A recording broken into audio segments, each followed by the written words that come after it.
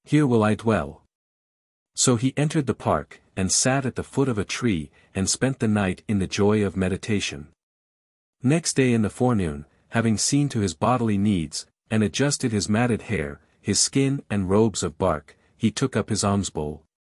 All his senses were quiet, his pride was calmed, he bore himself nobly, looking no more than a plough's length before him, by the glory of his appearance, which was perfect in every way. 273, he drew upon him the eyes of the world. In this fashion he entered the city, and begged from door to door, till he came to the king's palace. Now the king was upon his terrace, walking to and fro. He spied the Bodhisattva through a window. He was pleased with his bearing. If, thought he, there is such a thing as perfect quietude, it must be found in this man. So he sent one of his courtiers, bidding him fetch the ascetic. The man came up with a greeting, and took his alms bowl, saying, "The king sends for you, sir." "Noble friend," replied the Bodhisattva, "the king does not know me." "Then, sir, please remain here until I return." So he told the king what the beggar had said. Then said the king, "We have no confidential priest, go, fetch him," and at the same time he beckoned out of the window, calling to him, "Here, come in, sir." The Bodhisattva gave up his alms bowl to the courtier, and mounted upon the terrace. Then the king greeted him, and set him upon the king's couch, and offered him all the foods and meats prepared for himself.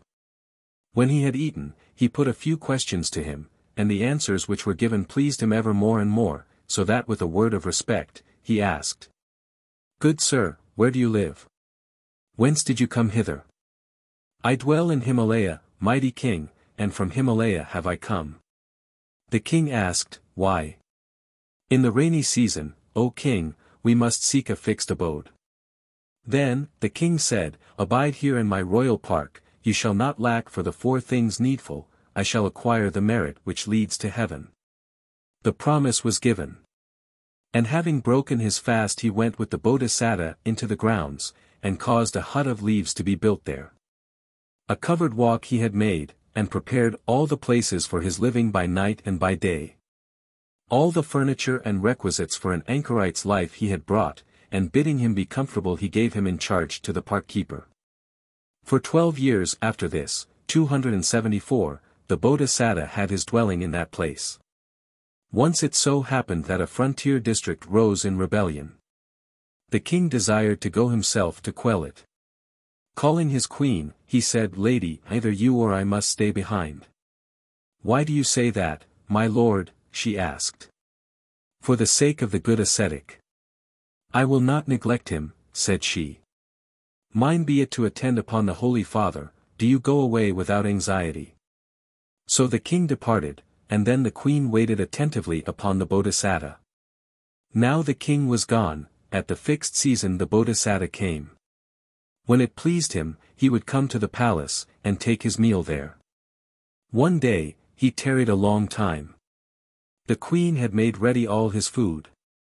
She bathed and adorned herself, and prepared a low seat, with a clean robe thrown loosely over her, she reclined, waiting for the Bodhisattva to come. Now the Bodhisattva noted the time of day. He took up his alms bowl, and passing through the air, came up to the great window. She heard his bark robes rustle, and as she rose hastily, her yellow dress slipped. The Bodhisattva let this unusual sight penetrate his senses, and looked upon her with desire. Then the evil passion that had been calmed by the power of his ecstasy, rose as a cobra rises spreading his hood, from the basket in which he is kept. He was like a milky tree struck by the axe. As his passion gained force, his ecstatic calm gave way, his senses lost their purity, he was as it were a crow with a broken wing. He could not sit down as before, and take his meal, not though she begged him to be seated, could he take his seat. So the queen placed all the food together in his alms bowl, 275, but that day he could not do as he used to do after his meal, and go out of the window through the air. Taking the food, he went down by the great staircase, and so into the grove. When he came there, he could eat nothing. He set down the food at the foot of his bench, murmuring, "What a woman! Lovely hands, lovely feet!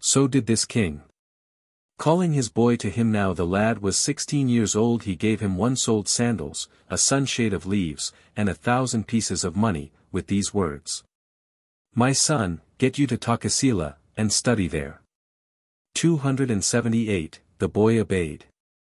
He bade his parents farewell, and in due course arrived at Takasila. There he inquired for the teacher's dwelling, and reached it at the time when the teacher had finished his lecture, and was walking up and down at the door of the house.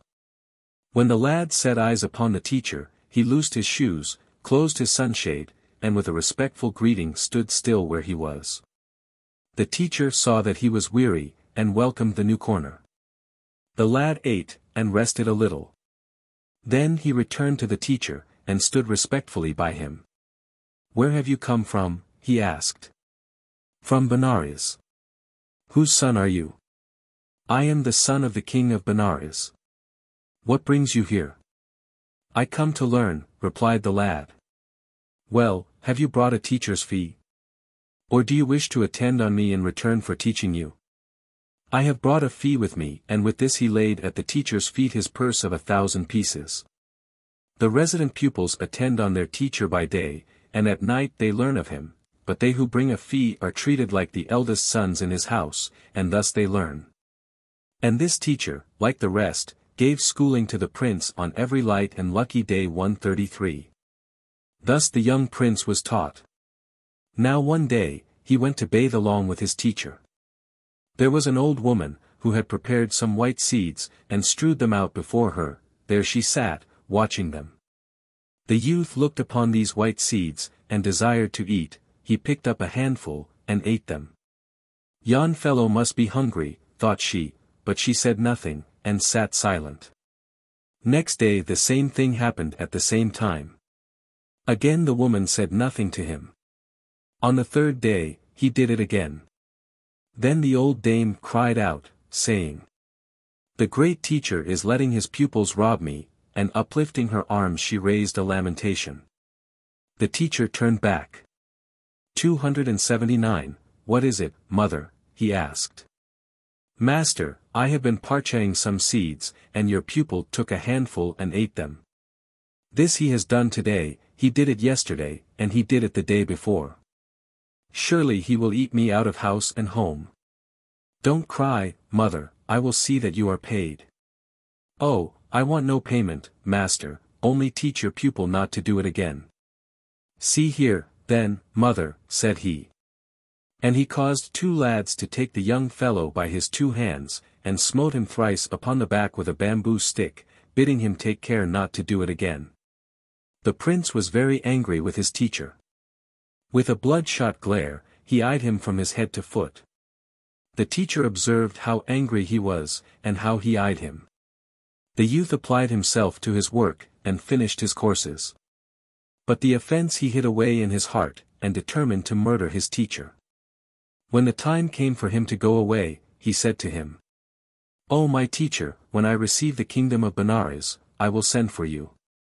Then come to me, I pray. And so he exacted a promise most affectionately.